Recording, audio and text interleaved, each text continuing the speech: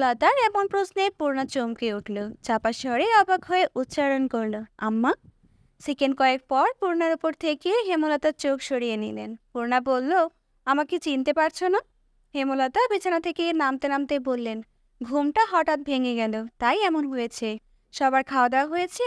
পূর্ণা তখন অবাক চোখে তাকিয়ে আছে। হেমলতা পূর্ণার দিকে তাকান, জিজ্ঞাসা করেন, কি রে? কিছু জিজ্ঞাসা করছি না। হয়েছে, দুপুরের আজান পড়বে। এতক্ষণ ঘুমিয়েছি, আরো আগে ডাকতে পারলি না? ঘুমাচ্ছিলে আরাম করে, তাই ডাকিনি। ফজরের নামাজটা পড়া হলো না, এখন কাজা পড়তে হবে। তুই নামাজ পড়েছিলি তো? পড়েছি। খেয়েছিস? না। এরকম করে আর কতদিন চলবে? যা খেয়ে নে। পূর্ণা বাধ্য মেয়ের মতন হেঁটে চলে গেল রান্নাঘরে। ক্ষুধায় পেট চৌচো করছে। কতক্ষণ না খেয়ে রাগ করে থাকা যায়? হেমলতা খোলা চুলে হাত খোপা করে নেন। এরপর কলপারের দিকে যান। অজু করে ঘরে ঢোকার সময় দেখেন পূর্ণা খাচ্ছে। তিনি পূর্ণার উদ্দেশ্যে বললেন, খাওয়া শেষ করে ঘরে আসিস। পূর্ণা খেয়ে দিয়ে থালা বাসন ধুয়ে গুছিয়ে রাখে। রান্নাঘর থেকে বের হয়ে দেখে চারা গাছ লাগানোর জন্য বাসন্তী উঠোনের এক কোণে বসে মাটি খুঁড়ছেন। পূর্ণা দৃষ্টি সরিয়ে হেমলতার ঘরে আসে। এসে দেখে হেমলতা জায়নামাজে অসম্ভব উদ্বিগ্ন হয়ে বসে আছে। পূর্ণা ডাকলো, আম্মা।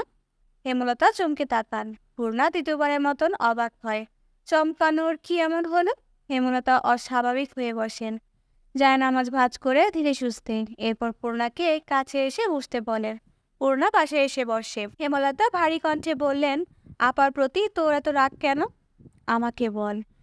এখন রাগ নেই, প্রেমপ্রান্তের মতন মিলেমিশে থাকতে পারবি না? ওরা তো বড় আম্মা ডাকে, তুই শুধু খালাম্মা ডাকবি। মাত্র ঘুম থেকে উঠলে, আগে খাও, এরপর কথা বলবো। আমি এখনই বলবো। কথাগুলো বলবো বলবো করে বলা হয়নি। দেখ পূর্ণা, আপা অন্য পরিবেশে বড় হয়েছে, থেকেছে, তাই একটু অন্যরকম। তাই বলে মানুষটা তো খারাপ না। আপা সত্যি একটা সংসার চায়। পরিবারের একজন সদস্য ভাবতে দোষ কোথায়? বাকি জীবনটা কাটাক না আমাদের সাথে। আমার কাজকর্মের একজন সঙ্গীও হলো। বয়স তো হচ্ছে, একা সব সামলানো যায়। আপারও বয়স হচ্ছে, কিন্তু দুজন মিলে তো কাজ করতে পারবো। কদিন পর তোর বিয়ে হবে, প্রেমার বিয়ে হবে। শ্বশুরবাড়ি চলে যাবি, তখন আমার এমন সঙ্গীর প্রয়োজন। আর এমন নয় যে আপার মানে বিষ আছে। আপারও ভালো সঙ্গ দরকার, ভালো পরিবেশ, ভালো সংসার। আমি দেখেছি আপা কত সুখে আছে এখানে। প্রেমাপ্রান্তর জন্য জান দিতে প্রস্তুত। নিঃসন্তান বলেই হয়তো এমন। আপা কিন্তু এখন আমাদের ছাড়া অসহায়। ওনার মা মারা গেছে, বাবা তো নেই, আত্মীয় স্বজন নেই। এই বয়সে যাবে কই? আমরা একটু মানিয়ে গুছিয়ে নিতে পারি না? সতীন হলেই তো খারাপ হবে, সৎমা হলেই খারাপ হবে, এমন কোনো বাণী আছে? পূর্ণা অনেকক্ষণ চুপ রইল।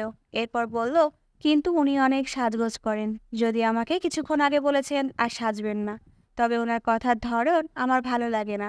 শখে ছ উচ্চারণ করেন, শুদ্ধ অশুদ্ধ মিলিয়ে জবা খিচুড়ি বানিয়ে বলেন। হেমলতা পূর্ণার কথায় হাসলেন। পূর্ণা ওনার আঁচল আঙুলে পেঁচাতে পেঁচাতে এদিক ওদিক তাকাচ্ছে। হেমলতা পূর্ণার মাথায় হাত রাখেন। বললেন, তোর আপা যদি প্রান্তকে শুদ্ধ ভাষায় রক্ত করিয়ে দিতে পারে, তুই তোর বাসন্তী খালাকে উচ্চারণ শেখাতে পারবি না? উনি শিখবেন? বললে অবশ্যই শিখবেন। সত্যি? বলেই দেয়। এখন যাব? যা। যাচ্ছি। পূর্ণা ছুটে বেরিয়ে যায়। হেমলতা মৃদু হেসে বারান্দায় বেরিয়ে আসেন। সেলাই মেশিনের সামনে বসেন। অনেকগুলো কাপড় জমেছে, সব শেষ করতে হবে।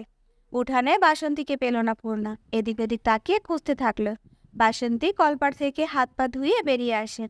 পূর্ণা কথা বলতে গিয়ে দেখে জড়তা কাজ করছে। দুই তিনবার ঢোক গিলে ডাকলো, শুনুন। বাসন্তী দাঁড়ালেন। পূর্ণাকে দেখে হাসলেন। পূর্ণা এগিয়ে এসে বলল, আপনাকে আমি পড়াবো। কি পড়াইব? লাহারি ঘরের বারান্দায় আসেন আগে। বাসন্তী কিছু বুঝে উঠতে পারছে না, তবুও পূর্ণার পিছু পিছু গেলেন।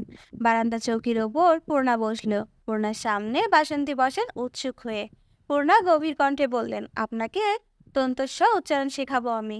দন্তচ্ছ উচ্চারণ আমি পারি। আপনি দন্তস্ব না বলেন, দন্তচ্ছ বলেন।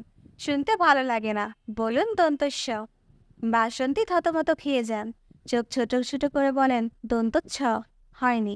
বলুন দন্তস্ব। দন্তচ্ছ। আবারও হয়নি। আচ্ছা বলুন সংসার। সংসার। সংসার। সংসার। সংসার উচ্চারণ করতে করতে পূর্ণার মুখের সামনে ঝুঁকে পড়েন বাসন্তী। পূর্ণা বলল, উপরে চলে আসছেন কেন? দূরে সরে বসুন। বাসন্তী দ্রুত সোজা হয়ে বসেন। পূর্ণা বলল, এবার বলুন সন্তান। সন্তান। ফাটাফাটি হয়ে গেছে, এবার বলুন আসছে। আসছে। আরে উচ্চারণ ছ হয়েছে কেন? বলুন আসছে। আসছে, আসছে হয়েছে। এবার বলুন সাজগোজ। সাজগোজ। হাওলাদার বাড়ির পুরপুরুষেরা একসাথে বসেছে দুপুরের খাবার খাওয়ার জন্য। আলমগীর, খলিল সবাই আজ উপস্থিত। আমি 2 দিন পর শহরে ফিরবে, তাই আলমগীর চলে এসেছে। অতিরিক্ত গরম পড়েছে। বাড়ির চারপাশে এত গাছপালা, তবু একটু বাতাসের দেখা নেই। আমিনা, লতিফা বাতাস করছে। পদ্মজা, ফারিনা, রিনু খাবার বেড়ে দিচ্ছে। পদ্মজা আমিরের থালায় মাংস দিতেই আমির বলল, তুমি কখন খাবে? পদ্মজা চোখ তুলে তাকায়, বলল, আম্মার সাথে। এখন বসো না, জেদ ধরবেন না, অনুরোধ, ফিসফিসিয়ে বলল পদ্মজা। এরপর মাছের তরকারি আনার জন্য রান্নাঘরে যায়। বাটিতে করে মাছের ঝোল নিয়ে ফিরে আসে। আমিরের দিকে চোখ পড়তেই আমির চোখ টিপল। পদ্মজা ঠোঁট কামড়ে হাসে। আলমগীরের থালায় মাছের ঝোল দেওয়ার সময় খেয়াল করলো আলমগীর বেশ ফুর্তিতে আছে। বয়স 35 হবে। এসে একবারও রুম্পার কথা জিজ্ঞাসা করলো না। কি অদ্ভুত! বউয়ের প্রতি বিন্দুমাত্র মায়া ভালোবাসা নেই, যে স্পষ্ট বোঝা যাচ্ছে।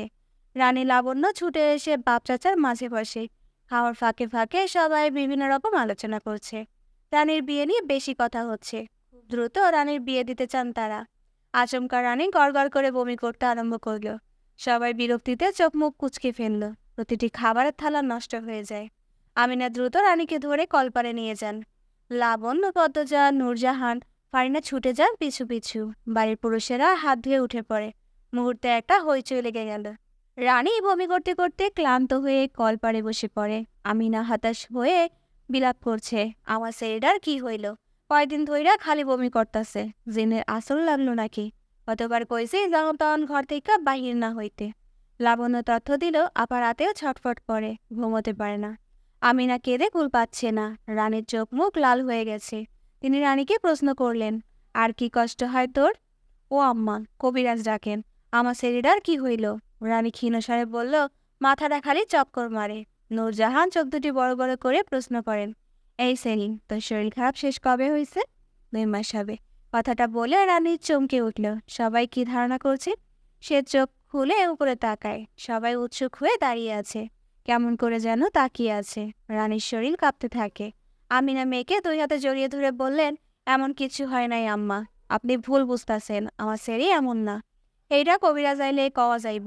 এই সেরির জন্য যদি এই বাড়ির কোনো অসম্মান হয়, কাইটটা গাঙ্গে ভাসাইয়া দিয়াম, মনে রাইখো বউ। নূরজাহান বললেন রাগী স্বরে। রানী গলা শুকিয়ে কাঠ, হৃৎপিণ্ড দ্রুত গতিতে চলছে। শরীরের ভারসাম্য হারিয়ে ফেলছে। এক সময় মাথা ঘুরিয়ে পড়ে গেল আমিনার কাঁধে। আমিনা চিৎকার করে উঠলেন, ও রানী!